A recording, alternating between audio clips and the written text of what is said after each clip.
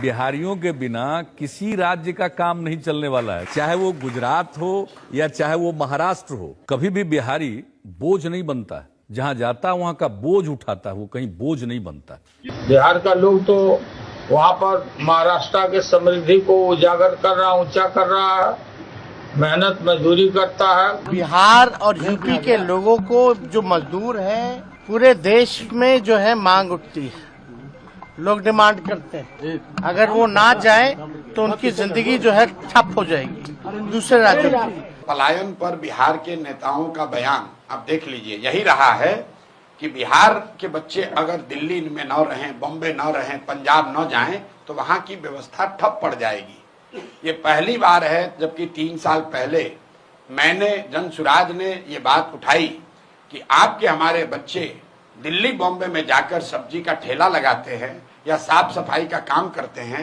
Tempo auto चलाते हैं।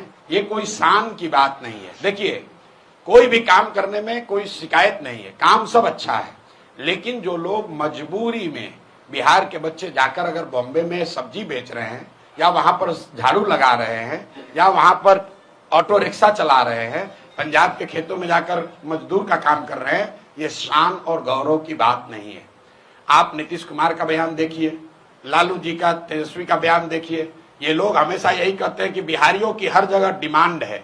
मेरे भाई, बिहारियों की हर जगह डिमांड नहीं है। हम लोग के बच्चे मजबूरी में जाते रहे हैं और पलायन बिहार का सबसे बड़ा अभिशाप है। ये शान की बात नहीं है।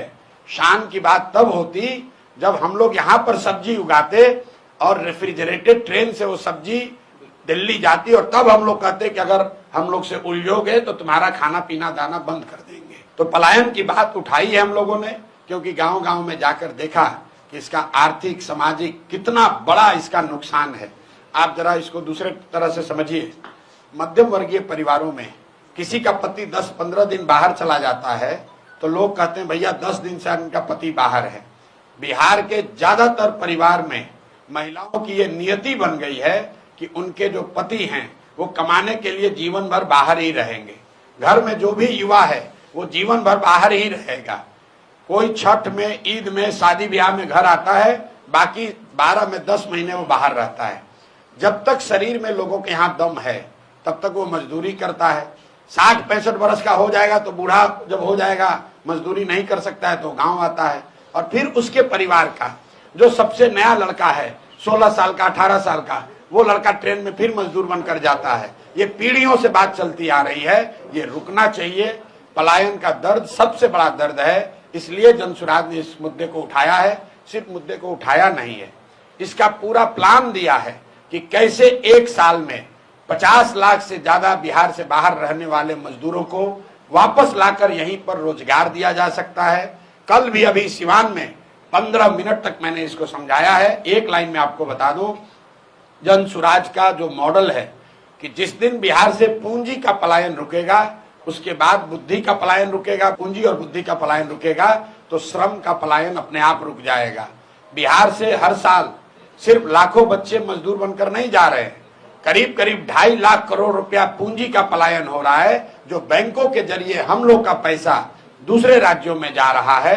उसको रोकने की जरूरत है।